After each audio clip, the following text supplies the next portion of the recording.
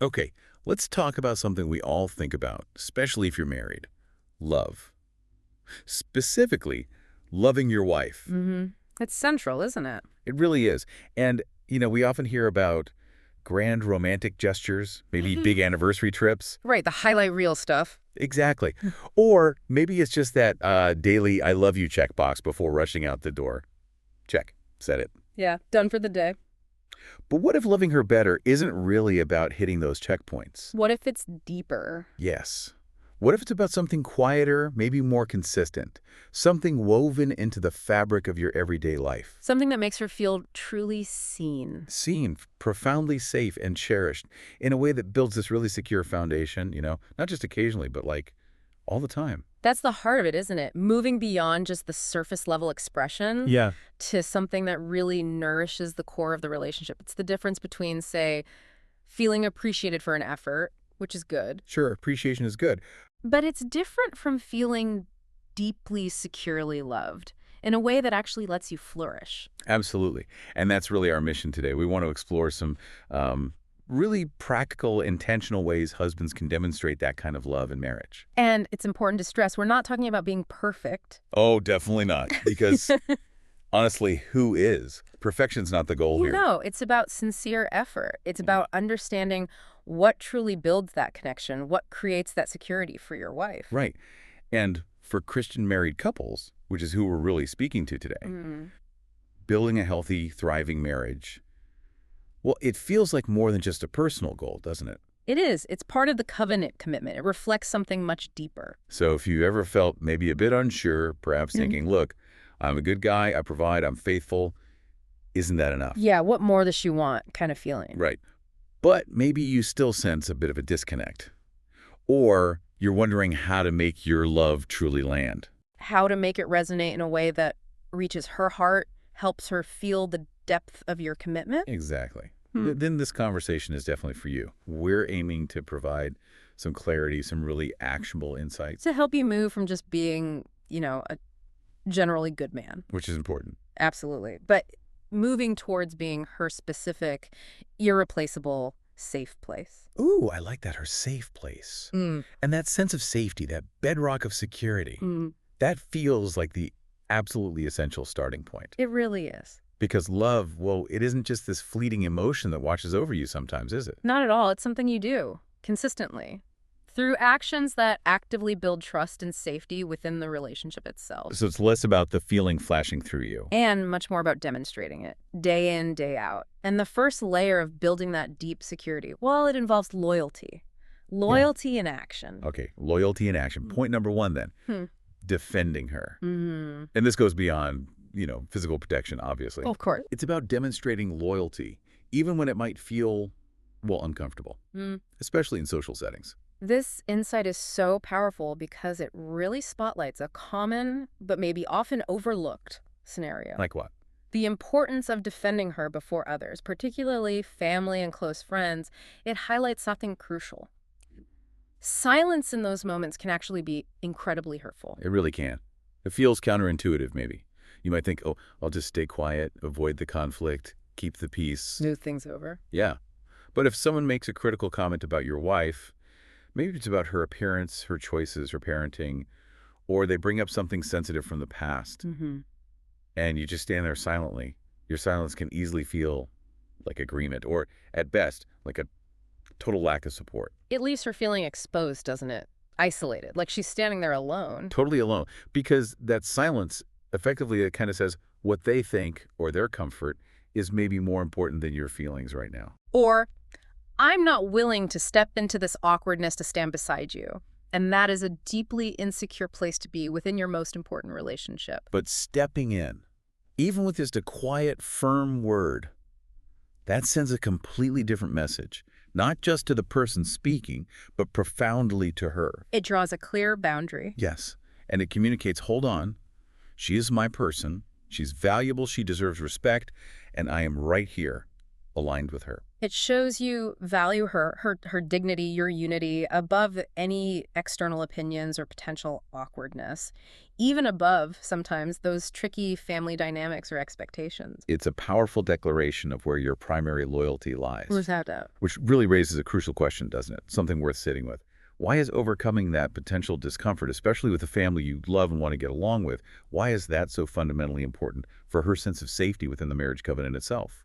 That's a great question, because the marriage is the core unit. It's the new primary family that's been formed. Right. Leave and cleave. Exactly. So when you demonstrate publicly that you will prioritize her feelings, her dignity, your shared unity in front of others, it solidifies her place.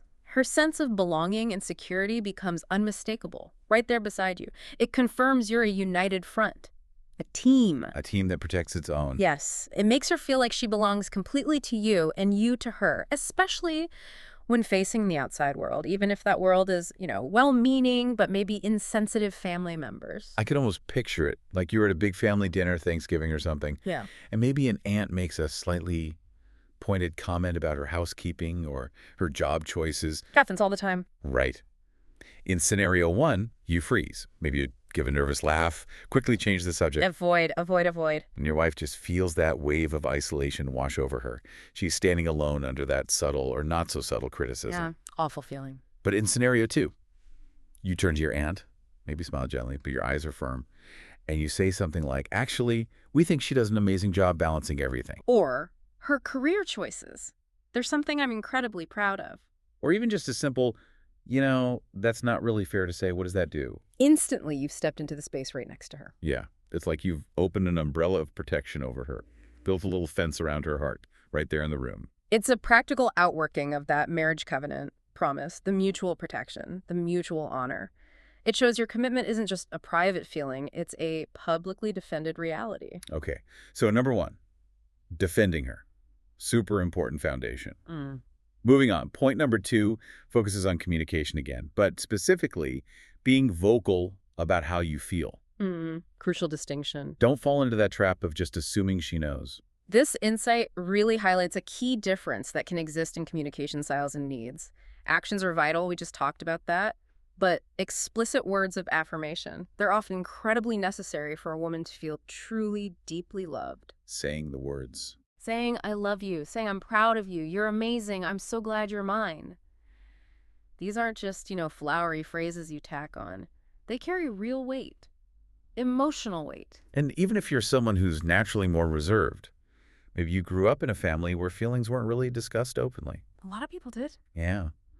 Making that conscious effort to express these deep feelings verbally is still crucially important for her. Because there's a significant difference, isn't there, between feeling loved based on observing someone's behavior. Like interpreting their actions. Right, and knowing you are loved because they have actually told you Okay. directly, clearly. So relying only on her interpretation of your actions, like he works hard to provide or he's faithful, well, those are demonstrations of love. Yeah, and important ones. Absolutely.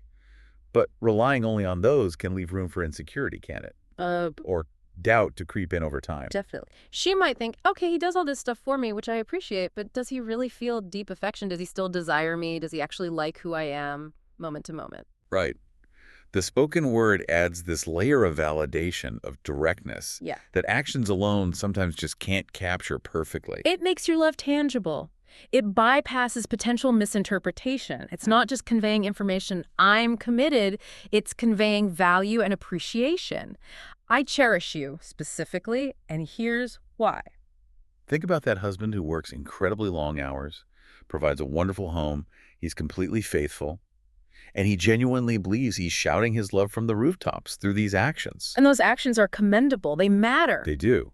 But his wife might still feel this quiet ache inside, just wishing he'd occasionally look her right in the eyes and say, What? I see how hard you work with the kids, and I love you for it. Or, wow, you look beautiful today. Or even just a simple, heartfelt, I love you.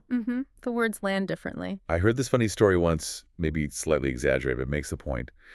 A wife was watching her husband stare off into space, looking really thoughtful, and she started trying to guess what profound, loving thought he was lost in.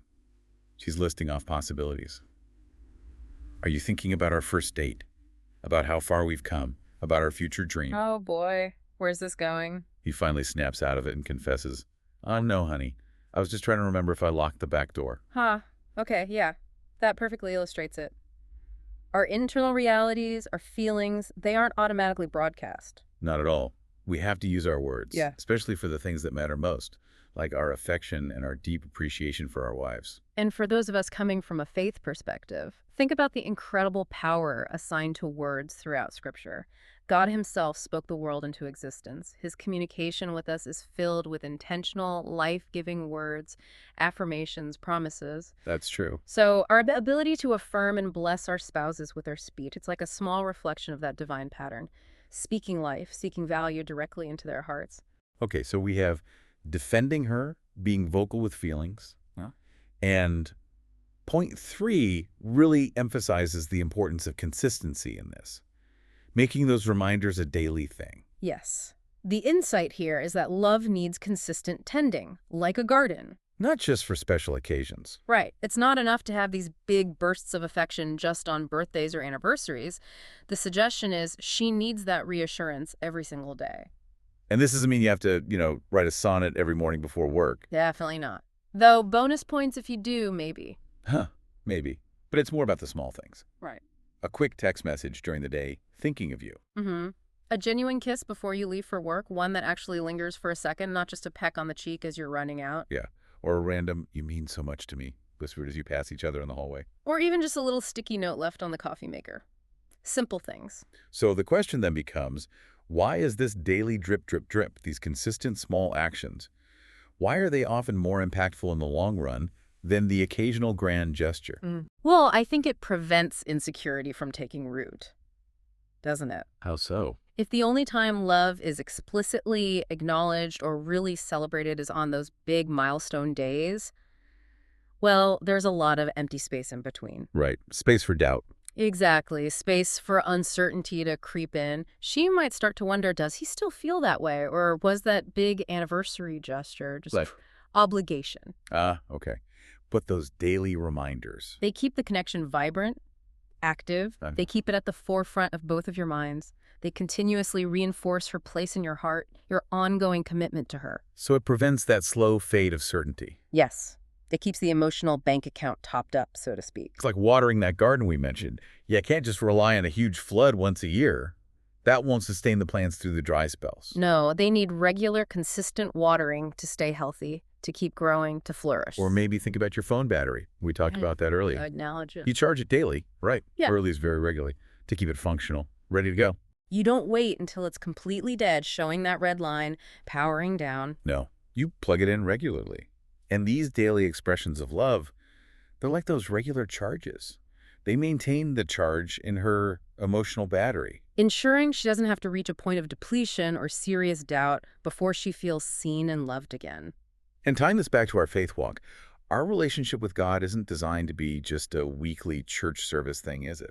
Not at all. It's meant to be daily. Daily communion, daily prayer, daily acknowledgement of his presence, his love for us. And marriage, as a covenant reflecting God's faithfulness, it seems like it thrives on that same kind of consistent daily tending and acknowledgement. Beautifully put. So these first few points, defending her, being vocal with affirmation, providing daily reminders, they really are foundational. They work together. They do. They build that deep sense of feeling secure, feeling valued, feeling consistently chosen.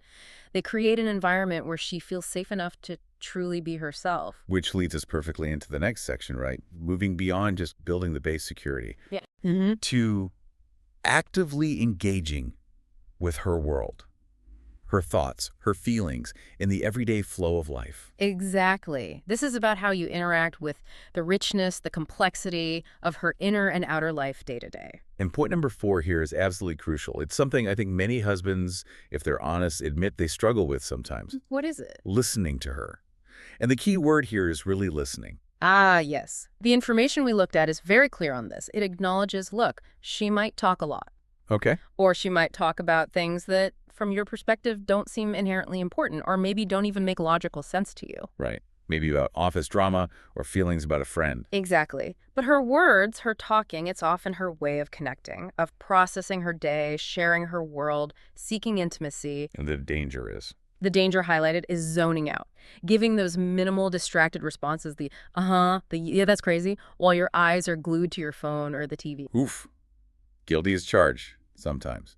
How many of us do that? Our minds are on work emails or the game scores or the leaky faucet we need to fix. Hmm. And she starts talking, and we hear the words, maybe. The sound waves hit our ears, but we're not truly listening. And being genuinely present when she's talking, even if you don't have a solution, even if the topic feels trivial to you, it speaks volumes about her value to you. It's the difference between just hearing background noise. And actively tuning in to a voice you cherish, making a conscious choice. Her words matter right now. So listening in this way, it's the profound act of love, really, Yeah, and respect. absolutely. It validates her experience. And the insight points out something important about processing styles. For many women, talking things through out loud is how they sort through their thoughts and feelings. They're not always looking for effects. Often not. They primarily need a witness. Someone to hear them, to acknowledge what they're saying, and to validate that her experience, her feelings are real. Because feeling unheard or dismissed when you're trying to share your heart or your frustrations or even just the mundane stuff from your day. It's incredibly isolating. It feels like you're talking into an empty room, doesn't it? Or worse, that your thoughts and feelings just don't matter enough to capture your spouse's attention. Let's contrast that scenario again. Husband comes home, wife starts talking about a challenging interaction she had with a colleague.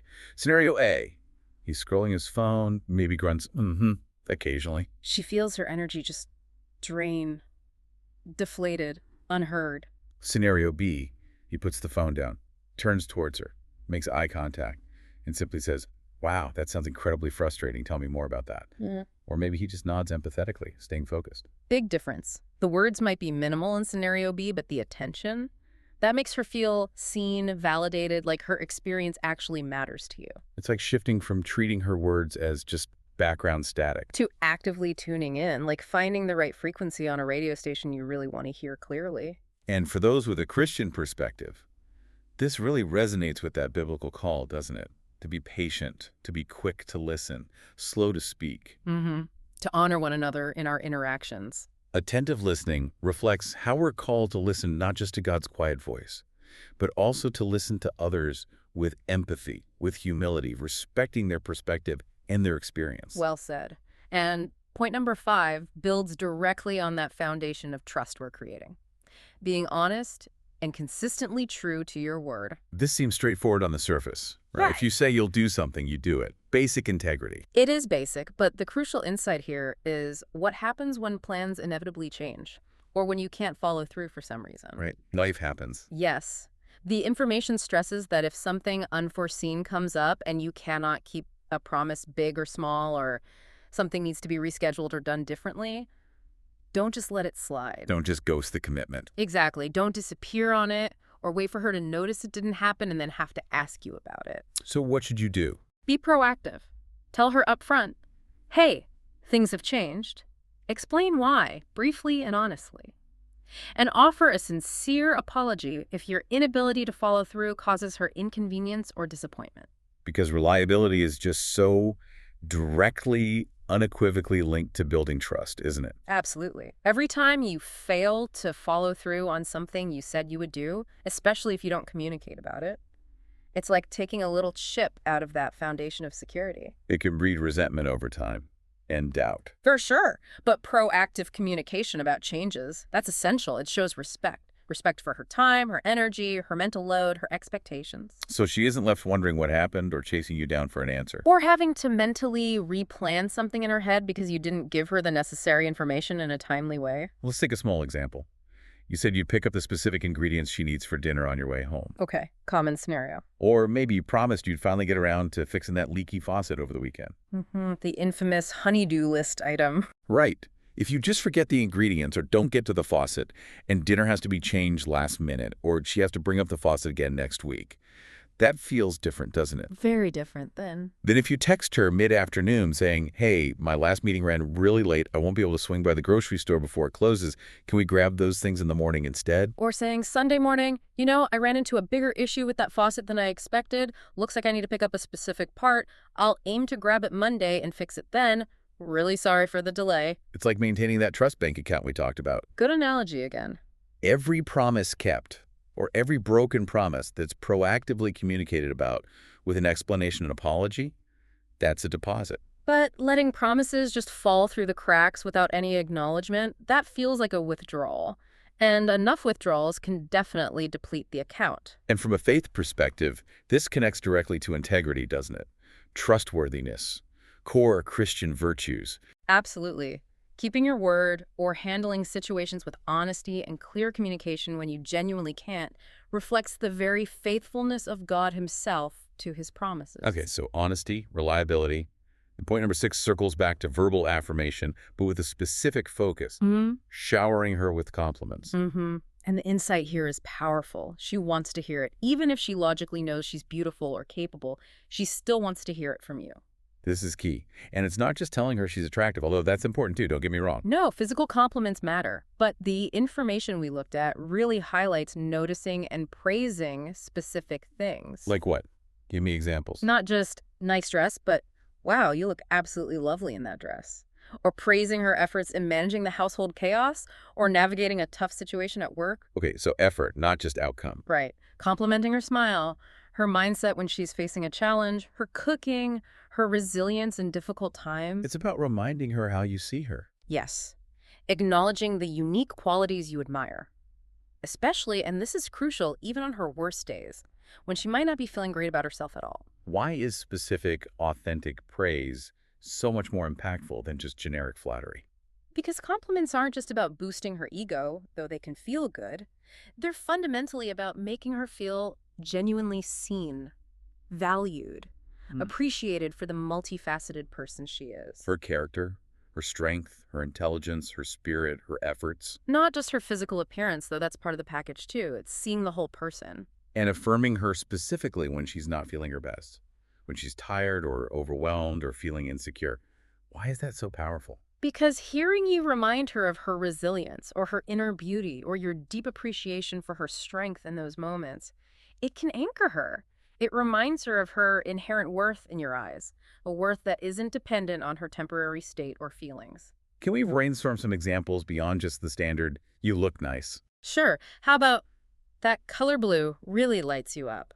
Or, I was so incredibly impressed by the grace and patience you showed in that difficult conversation today. Ooh, that's good. Specific behavior. Or, this meal is absolutely delicious. I really appreciate you taking the time and effort to make something so wonderful. Acknowledging the effort behind it. Or even a simple, deeply felt, your laugh is my favorite sound. Or, I love hearing your perspective on this. Those feel much more personal. They Yeah. show you're actually paying attention to the specific wonderful things about her. Exactly. And for Christian couples, this also ties into appreciating the unique gifts, talents, and strengths God has given her. So affirming her is like acknowledging and valuing the person God made her to be. Yes, seeing her through a lens of grace and appreciation, which ideally reflects how God sees us, not just the outward appearance, but the heart and the spirit within.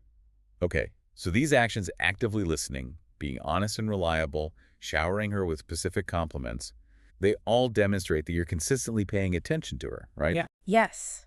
Engaging with her world, valuing her as an individual. It shows you're not just coexisting in the same house. But you're actively participating in her reality. You're invested. And the next few points seem to delve into how you fully integrate her into your shared life and offer tangible, practical support. Exactly. Transitioning now to making her feel like a complete and essential part of your entire world. Which brings us to point 7. Introduce her proudly. Introduce her proudly, meaning Meaning ensure she feels fully included in all aspects of your life, not just your home life. Introduce her proudly to your friends, your colleagues, your extended family. make sure she knows she belongs, without any question, in every circle. Yes, she should never, ever feel like she's being hidden away or that there are different compartments of your life she's not meant to enter or isn't welcome in. Your transparency, your enthusiasm in introducing her in various contexts, work, hobbies, old friends, what does that communicate to her? It tells her, loudly and clearly, you matter to me, you are my partner, you belong right here by my side in every part of my life. There's a quiet, often unspoken insecurity that can creep in if a wife feels like her husband keeps parts of his life separate, isn't there? Definitely. If he talks about his work friends all the time, but she never meets them.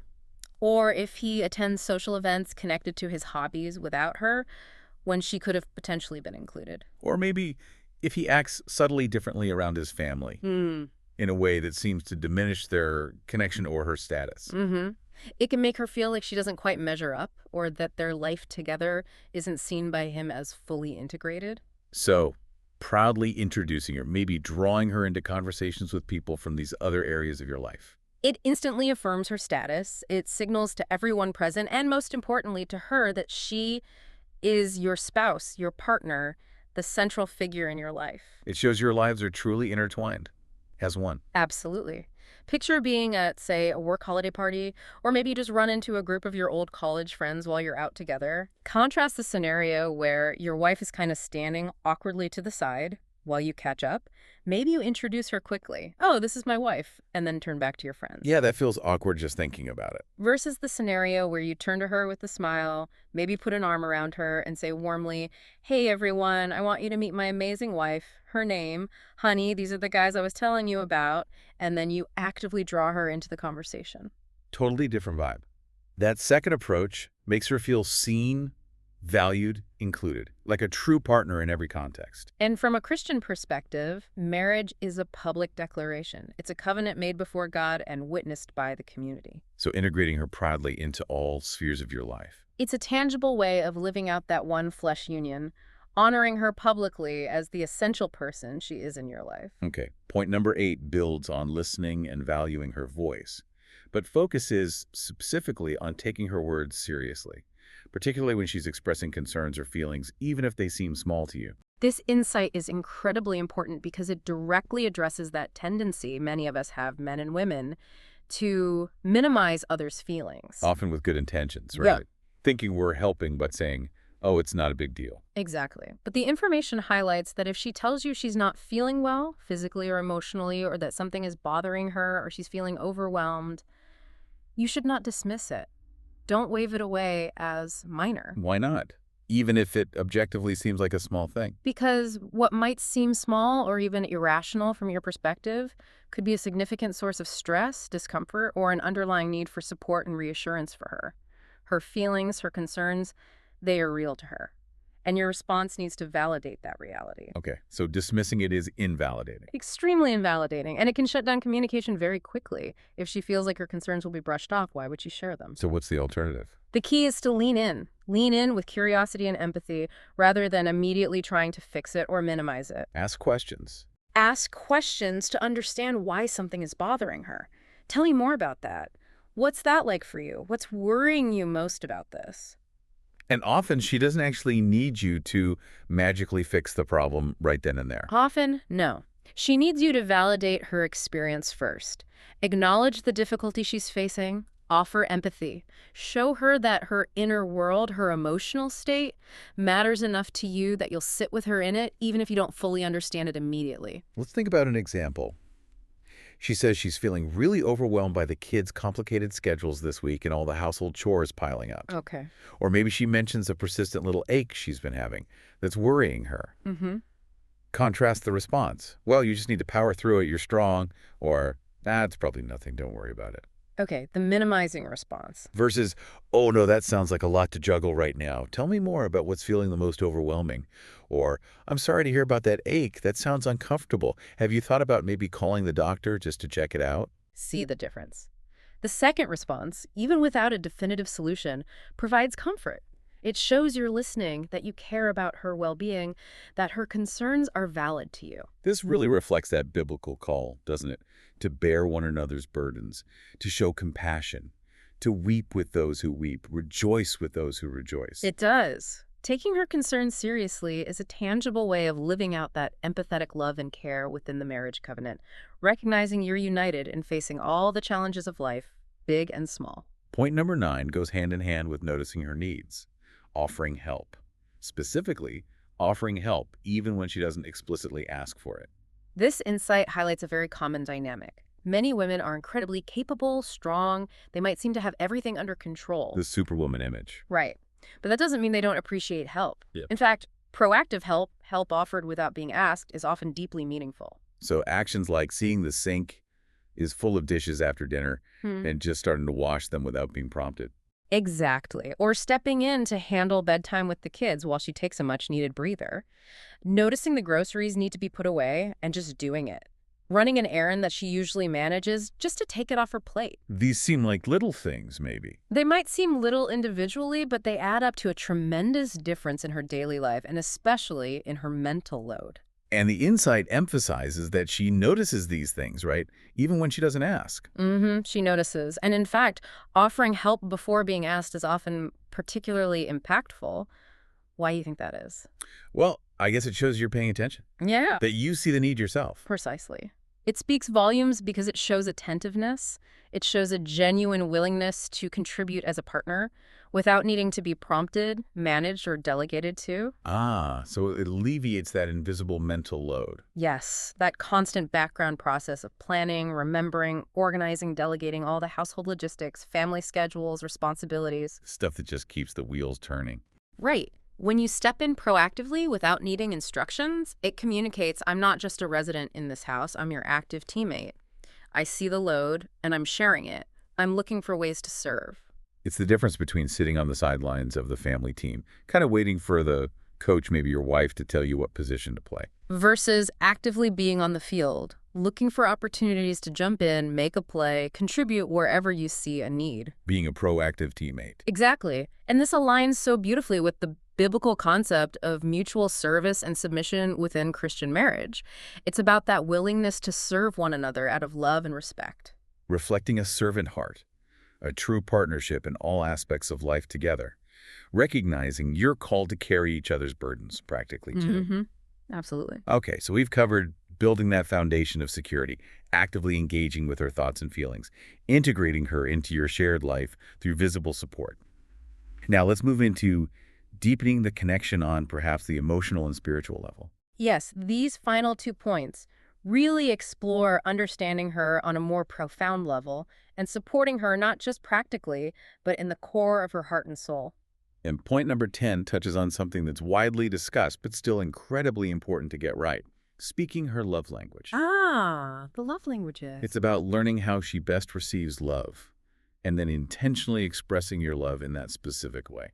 The basic concept of the 5 love languages, words of affirmation, acts of service, quality time, gifts, or physical touch, it's pretty familiar to many people now. Yeah, most have probably heard of them. But the crucial insight here is truly applying that knowledge with conscious intentionality. It's understanding that just giving love in the way you naturally prefer, or the way you feel loved. Might not be hitting the mark for her. Exactly. It might not be the way she feels loved most deeply.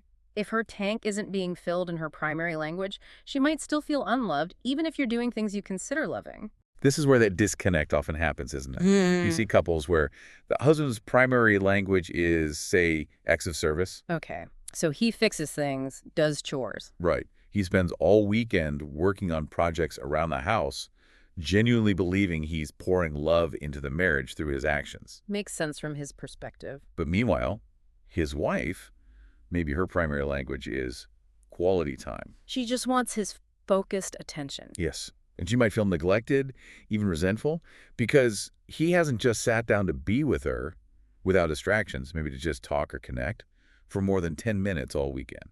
He's been busy doing, but not being with. That's a classic example. The information we looked at calls understanding and applying this wisdom in action. Wisdom in action. I like that. Learning her specific love language is about personalization. It's about effectiveness in expressing your care. It's about ensuring your efforts, your expressions of love, actually land and fill her love tank in the way that makes her feel most cherished and truly understood. I personally seen this make such a dramatic difference in relationships, I know.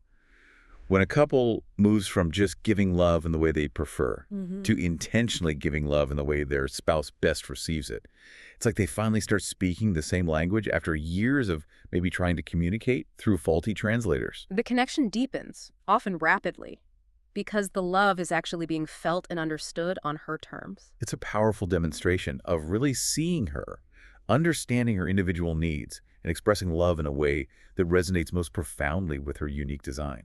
And it mirrors, in a way, how God understands our individual needs too, doesn't it? He speaks to us in ways we can best receive his love and truth. The insight is right. When a woman feels seen and understood in this specific way, her heart naturally opens up more. It leads to deeper intimacy. Okay. And finally, point 11, a point that's particularly relevant, maybe even central for our Christian audience. Pray for her. And importantly, let her know that you do. Yes. There is something uniquely powerful, deeply intimate, and profoundly reassuring about knowing that the person you are in covenant with, your spouse, is regularly carrying you before God in prayer, interceding for you. It's not just the private act of praying for her, is it? Although that's vital, of course. That private prayer is foundational, but the suggestion is also about letting her know about it, letting her hear it sometimes, maybe praying together out loud. Or even just simply telling her, I was just praying for you this morning, or I've been praying specifically about this challenge you're facing. Speaking her name in your conversations with God, praying for her health, her peace, her dreams, her walk with God, the burdens she's carrying. What does that knowing provide for her? It provides a kind of silent spiritual security for her soul that nothing else quite can. It adds this profound layer of emotional and spiritual connection to the marriage. It communicates on the deepest level, doesn't it? That you care for her total well-being, physical, emotional, mental, and spiritual. Absolutely. Contrast the feeling of a wife whose husband prays for her diligently every day in his quiet time, but maybe she's never actually aware of it. He gets the credit with God, but she doesn't feel the reassurance. Right.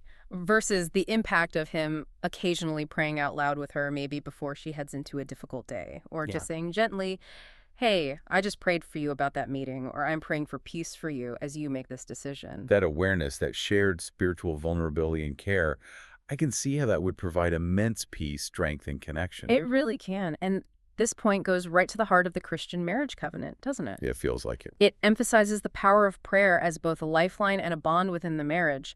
And it highlights the husband's role, often seen as a spiritual leader, in providing that spiritual covering and care for his wife's soul. Wow.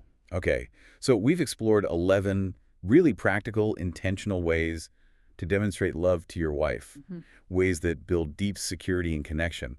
Let's try and bring all these insights together now, sort of synthesize them. Yeah, let's wrap our heads around the bigger picture. As we've discussed throughout this whole conversation, loving her better isn't about achieving some impossible standard of perfection overnight. Definitely not about perfection. No, it's fundamentally about intentionality. It's about making conscious choices, big and small, every single day. It's about cultivating the habit, maybe. The habit of showing up for her, paying attention to the nuances of her world, her feelings, her needs. And proactively protecting her heart, not just physically, but emotionally and spiritually too, through your words and your actions. These aren't just like tips and tricks to try once. They feel more like daily choices, practices that build something solid and enduring over time. Exactly. And the outcome the insights suggest. When a woman feels deeply loved, truly secure in these intentional ways, she doesn't just feel a little better. What happens? She actually blooms in surprising and beautiful ways. Oh, I love that imagery, she blooms. It speaks to freedom, doesn't it? Yeah. Growth, flourishing. Yes. And connecting that back to our starting point, that idea of safety. A woman who feels truly loved, safe, and seen, she's free. Free to do what? Free to lower her guard, to be vulnerable without fear, to pursue her passions, her calling, to thrive within the marriage and outside of it. And this obviously benefits her immensely, but it benefits the whole relationship too, right? Absolutely. The marriage itself becomes more vibrant, more connected. The family environment feels more secure. And you, as her husband, you'll likely experience a deeper sense of connection and fulfillment yourself as you see her flourish. Being her safe place. What does that ultimately mean? It means she knows deep down that she can come to you with anything. Her joys, her fears, her flaws, her imperfections, her absolute worst days. And she will still be cherished, still be accepted, still be deeply loved, without condition, securely. That's powerful. So as you, our listener, reflect on all these points we've discussed, here's maybe a final thought to carry with you. If embracing just one or two of these seemingly simple, intentional acts of love could significantly transform not just your wife's sense of security and joy, but also the overall environment of your home, and maybe even deepen your own character as you practice them. What is the one small step you could commit to taking today or this week to be her specific, irreplaceable safe place? And perhaps consider this angle too. The way you intentionally love and cherish your wife isn't just a private benefit to your relationship. In a Christian context, it's a living, breathing testament to the love of Christ being demonstrated through your marriage covenant for the world around you to see. Wow. So what does that greater purpose challenge you to do differently, starting right now? That adds another layer, doesn't it? It really does. This conversation, well, it's explored a lot of ground today, from that bedrock of defending her heart all the way to the profound intimacy of praying for her soul. Mm-hmm.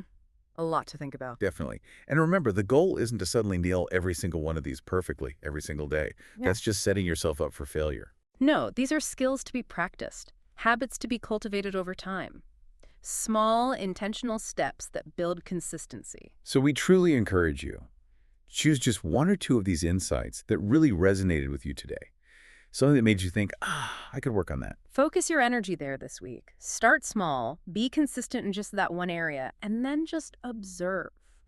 Notice the positive difference it makes in your connection, in her response. And if this conversation resonated with you, if it sparked new questions or maybe a renewed desire to learn more about building a deeply connected, thriving marriage, Then make sure you are plugged into everything we share here. follow the Healthy Relationship Plug wherever you listen to your conversations. Hit subscribe so you don't miss future insights like this one. And please, if you found this valuable, share it with other couples you know, friends, family, people in your church community who might benefit from hearing it too. We'd also love to hear your experience. Send us your thoughts maybe through our website or social media.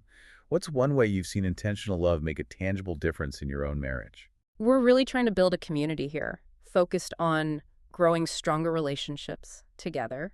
And your stories, your insights, they're a vital part of that conversation. Absolutely. Thank you so much for joining us for this important conversation today. It's been a real pleasure. Until next time, keep building, keep loving, and keep that intentionality right at the very heart of your relationship.